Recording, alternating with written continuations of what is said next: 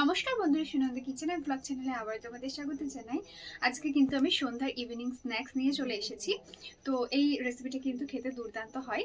তো এখানে দেখতে পাচ্ছ আমি কিন্তু এক প্যাকেট সুজি নিয়ে নিয়েছি। তো এখানে সুজি লাগবে সেই পকোড়ার রেসিপিটা বানানোর জন্য।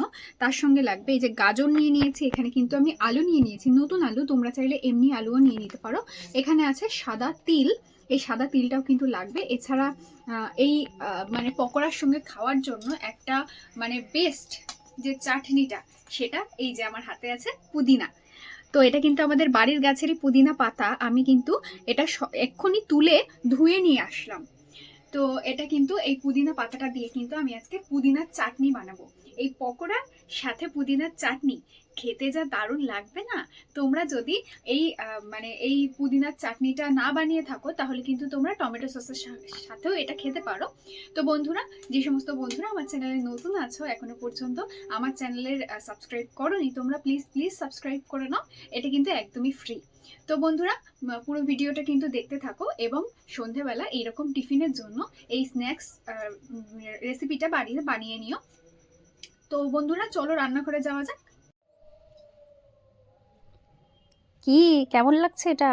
এটা কিন্তু আগেই তোমাদের দেখিয়ে দিলাম যাতে তোমাদের জিভ দিয়ে জল আসে এবং তাড়াতাড়ি তোমরা বানাতে যাও এটা। তো বন্ধুরা, চলো পুরো রান্নাটা দেখো। এখানে দেখতেই পাচ্ছ বিভিন্ন রকম সবজি আমি গ্রেট করে নিয়েছি, কালারফুল। এখানে গেছে আলু গ্রেট করে নিয়েছি, বিট গ্রেট করে নিয়েছি, তার সাথে কিন্তু গাজরও গ্রেট করে নিয়েছি। এটা এখন রেখে দিচ্ছি। আর এখানে দেখো পুদিনা পাতার চাটনিটার জন্য কি কি নিয়েছি। পুদিনা পাতাগুলো কিন্তু আগেই নিয়ে নিয়েছি, তার সাথে আছে ধনে পাতা, আর এখানে আছে কাঁচা লঙ্কা, এখানে আছে গোটা রসুন, এখানে আছে অল্প সামান্য আদা, এখানে আছে লেবু। তো এই লেবুটা কিন্তু দিতেই হবে রান্নার রঙটা সুন্দর ধরে রাখার জন্য। আর এখানে কিন্তু আমি এটা কিন্তু একসঙ্গে শিলে বেটে নেব। আর এখানে অল্প পরিমাণ জিরে আমি কিন্তু শুকনো খোলায় একটু ভেজে নেব, যেটা পুদিনার চাটনির মধ্যে আমি একসঙ্গে বেটে নেব। তো এটা কিন্তু হালকা করে একটু ভাজা করে নেব। এই ভাজা জিরের গুঁড়ো বা ভাজা জিরে যদি একসঙ্গে ওই পুদিনার চাটনিতে দেওয়া যায় তাহলে কিন্তু তার টেস্টটা দারুণ বেড়ে যায়।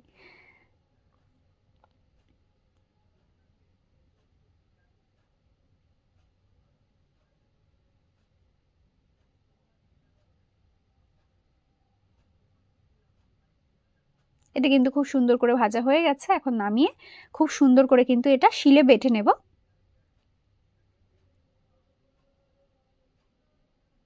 তো বন্ধুরা, আমি কিন্তু সব একসঙ্গে শিলে বেটে নিয়েছি, এখানে দেখতেই পাচ্ছ।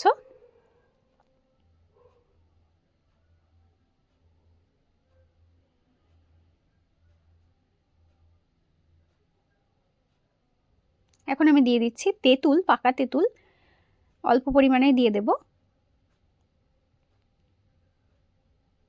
দিয়ে দেব সামান্য পরিমাণ চিনি।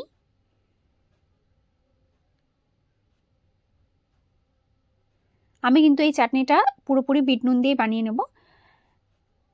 দিয়ে দিচ্ছি পরিমাণ মতো বিট নুন।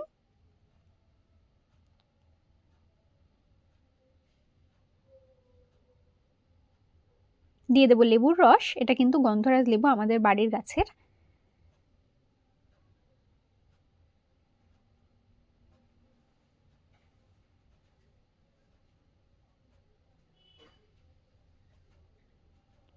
এবার কিন্তু সব খুব ভালো করে মিক্স করে নেব।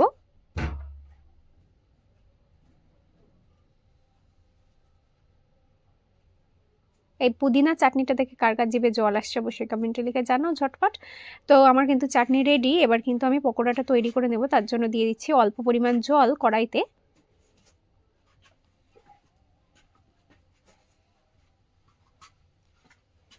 এই সবজিগুলো দেখতে পাচ্ছ কতটা কালারফুল। এই সবজিগুলো কিন্তু এবার একে একে দিয়ে দেবো ওই জলের মধ্যে। প্রথমে দিয়ে দেবো আলু, গ্রেট করে রাখা আলু। সব কিন্তু আমি ধুয়ে রেখেছি আগের থেকেই। গ্রেট করার আগেই কিন্তু তোমরা ধুয়ে নেবে আমার মতন। দিয়ে দেবো গ্রেট করে রাখা বিট।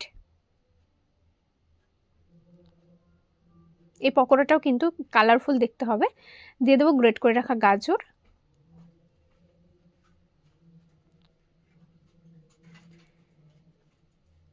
একটুখানি হালকা করে ভাপিয়ে নেব। জলটা কিন্তু তোমাদের বুঝে শুনেই দিতে হবে। এখানে পুদিনার চাটনিটা একেবারেই রেডি। এটি কিন্তু এখন সাইড করে রেখে দেব।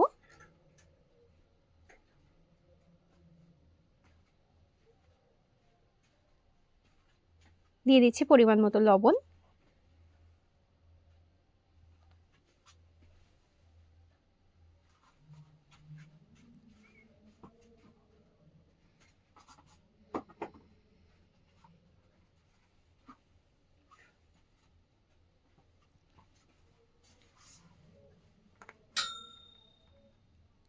দিয়ে দেব সাদা তিল 4 চামচ মতো।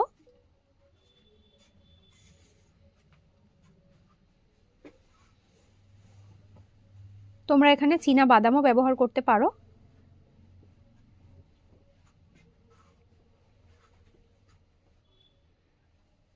তো বেশ খানিকক্ষণ কিন্তু ভাপিয়ে নিয়েছি। দিয়ে দিচ্ছি জিরে গুঁড়ো, দিয়ে দেব লঙ্কার গুঁড়ো,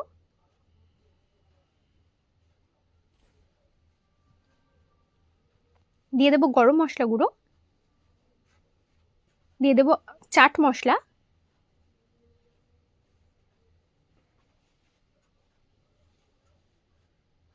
দিয়ে দিচ্ছি 1 বাটি সুজি। খুব ভালো করে কিন্তু মিশিয়ে নেব।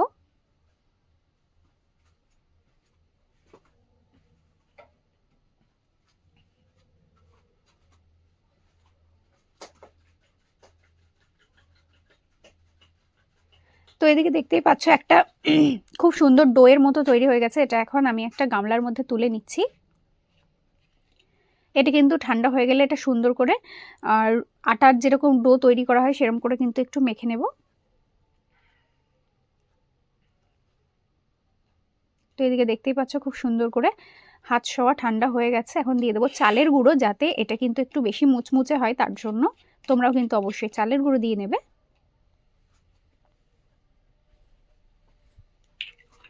তো এদিকে আমার একটা ডো তৈরি করা হয়ে গেছে। কড়াইটা আবারও কিন্তু ভালো করে ধুয়ে বসিয়ে দেব তেল গরম হওয়ার জন্য। তেলটা খুব ভালো করে গরম হয়ে গেছে।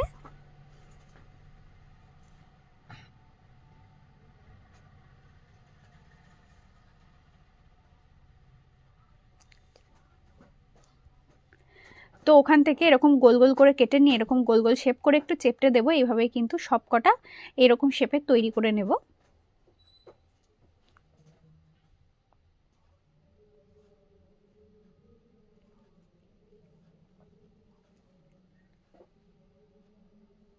এভাবে কিন্তু আমি বানাবো আর দিতে থাকবো।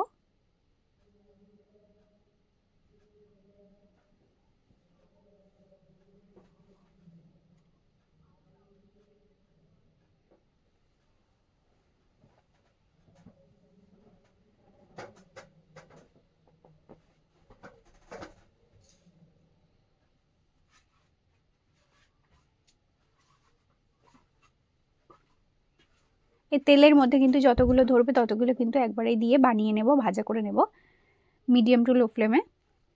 তবেই কিন্তু মুচমুচে করে ভাজা হবে।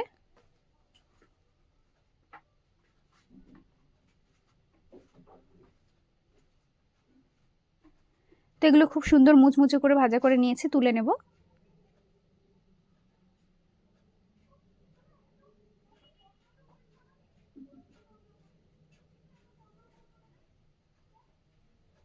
এটা সরিয়ে রাখছি। আবারও কিন্তু একই রকম ভাবে বানিয়ে নিয়েছি বেশ খানিকটা, সেটাও কিন্তু দিয়ে দেব।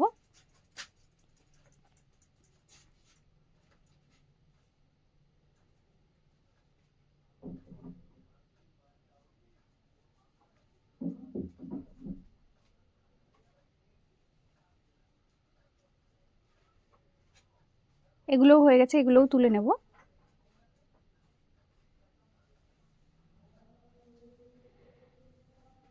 এবার কিন্তু আমি লম্বা লম্বা শেপে তৈরি করে নিয়েছি। এগুলো কিন্তু খেতে আরো বেশি ভালো লাগবে। এবার ভেজে নিলেই কিন্তু সব কমপ্লিট হয়ে যাবে।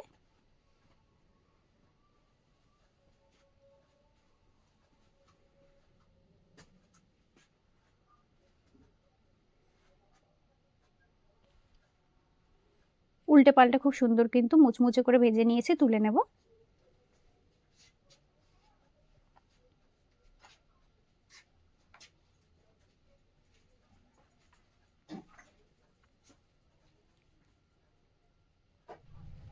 তো বন্ধুরা তোমাদেরকে দেখিয়ে দিই কত সুন্দর এটা ভালো লাগছে, একটা ভেঙে দেখাই। এবার পুদিনার চাটনিতে একটু ডুবিয়ে নিই। এবার আমি খেয়ে দেখি একটু।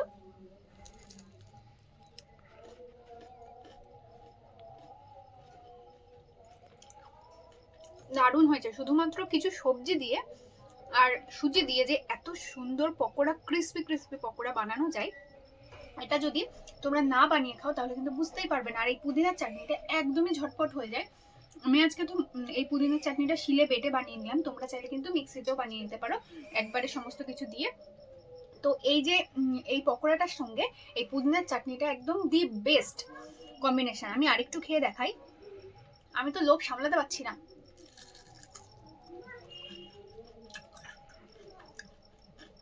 আওয়াজ শুনে হয়তো বুঝতে পারছো কতটা ক্রিস্পি হয়েছে। তোমরাও যদি বানাও না, তোমরা না খেয়ে থাকতে পারবে না, মনে হবে কখন খাবো কখন খাবো। তো বন্ধুরা, আজকের এই পকোড়া এবং এই পুদিনার চাটনির রেসিপিটা তোমাদের কেমন লাগলো অবশ্যই কিন্তু কমেন্টে লিখে জানিও, এবং যদি ভালো লেগে থাকে তাহলে অবশ্যই একটা লাইক করে ভিডিওটি সবার সঙ্গে শেয়ার করে দিও।